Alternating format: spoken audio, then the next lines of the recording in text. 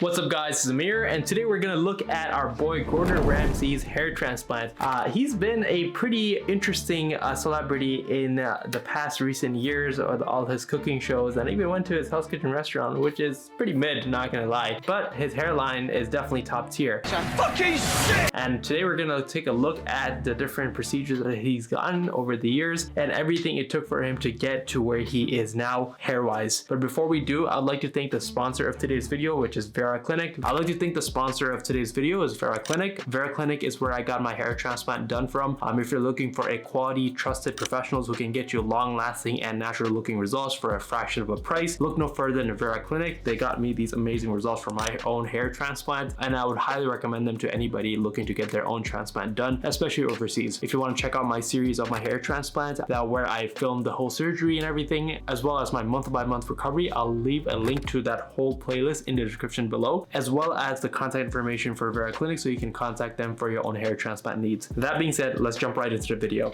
Okay, so Gordan Ramsey is always known to have this long blonde hair that's always been very prevalent throughout his career. Starting off in the early 2000s to 2010, these are one of his more older photos. If we look at a side-by-side comparison just strictly on his hairline, he's come a long way. The photo of him on the left is the one in 2009, and the one on the right is the current day, I want to say like probably 2022, and there's been a big shift on his hairline mainly. I think that's the main area where he was losing hair. Luckily he wasn't diffusely thinning or even like, you know, losing hair anywhere else. But the funny thing is, all these years later, it's almost like what, 13 years later, he hasn't aged much, or I would argue that he even looks younger a little bit in his recent years, just thanks to bringing back his hairline a little bit. His hair loss starts at a very interesting point. It starts at like that M shape, which is very common. I would categorize this as a Norwood 3 scale. This is when your temples start to recede, and his temples have recessed quite a bit. But again, you don't notice it too much on TV because he might be wearing his chef's hat, or he might have it covered up. Just like over here where he had his first hair transplant done in 2011,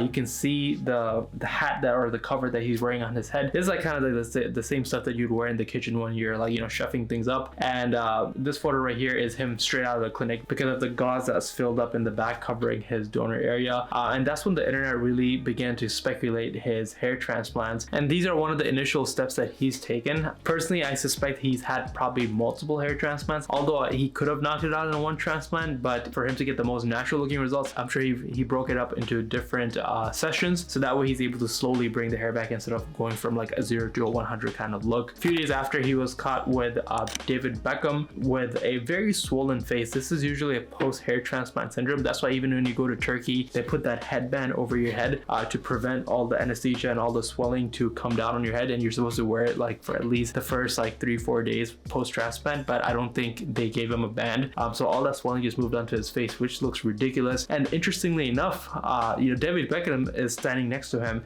and you know, those two were pretty tight back in the day, and I'm suspecting that David Beckham and Gordan Ramsey went to the same hair transplant clinic. And actually, I'll do a David Beckham hair transplant analysis too, but this guy is like the pinnacle of men's grooming, and I wonder which way did it went. Did David Beckham recommend Gordan that clinic, or David, after seeing Gordan get his hair transplant, he was also inspired to, you know, go ahead and take that same approach and go to the same clinic. This is when his second hair transplant occurred, just 3 short years after. This time he opted in for a no shave kind of approach, where he was rocking his bangs like kind of down so you won't be able to see those transplanted grafts, and obviously in the back where they had to extract those grafts, that area is fully shaven, so it looks kind of weird, not gonna lie. But for the untrained eye, you know, this can pass for just him trying to rock a new hairstyle, and it can go pretty undetected. But I'm suspecting at this point, this is a photo taken of him, as I said, in 2014 at Victoria Beckham's 40th birthday party. So Gordan and David are pretty tight with each other, so I'm sure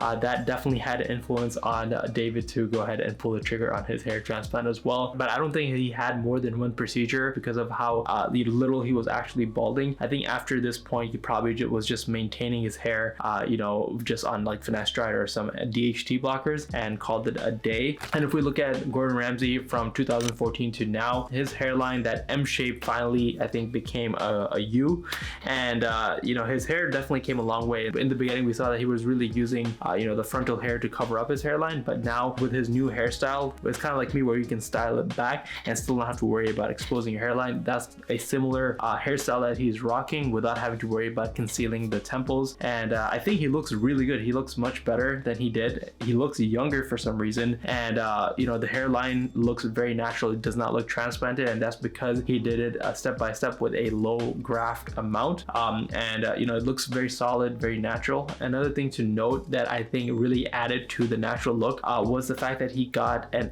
FUE transplant rather than an FUT, because even in the back on the photo that we saw earlier, we don't see, you know, that big scar in the back. Even for celebrities like Elon Musk, who opted in for the FUT hair transplant, you can still see that scar sometimes on the side, whereas for Gordan, it's very undetectable because the FUE grafts were individually taken out. He doesn't have to worry about too much about covering up the donor area. And for his hair transplant size, I don't think he's gotten anything more than like 2,000 to 2,500 grafts. That's all he pretty much needed. But what's interesting is that he took the no shave approach. The no shave approach is good, especially if you're in the camera or the public eye like that, the way that he is, so it doesn't look like something is completely off. And a lot of clinics in Turkey also offer that no shave approach, but in my opinion, I would just go for the shave approach so your hair can all grow out evenly, because when the shedding happens, like the temples or wherever you got the hair transplanted, and then at that point you look a little bit more weird, you know, whereas if you're in the ugly duckling phase, it's just like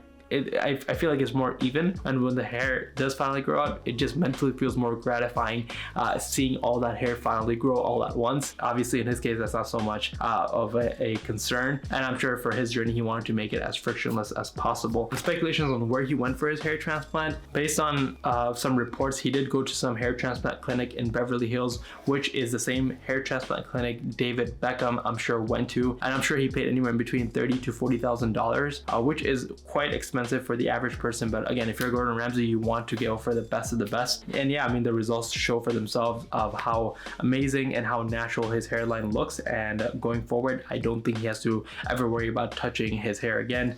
He made a great recovery, and I'm really happy that he's even able to rock a new hairstyle, which is kind of like a quiff, instead of having to worry about covering his hair. Because when you're going through hair loss, the worst thing is you have to worry about concealing the hair loss. I think that's so much more stressful than just getting the hair back in that area. He was definitely a great candidate for a hair transplant, and I'm glad he got it done, especially considering, you know, where his hair loss was. This was Gordan Ramsey's hair transplant analysis. If you enjoy these kind of analysis, and also you want me to do one on David Beckham, let me know, and I'll be sure to you know, do a coverage on him as well. But I hope you guys enjoyed this video and got some insight out of it on what to expect when you get a hair transplant, especially if you have a similar hair loss pattern to our boy Gordan. So that being said, thank you so much for watching, and I'll see you guys in the next video. Peace.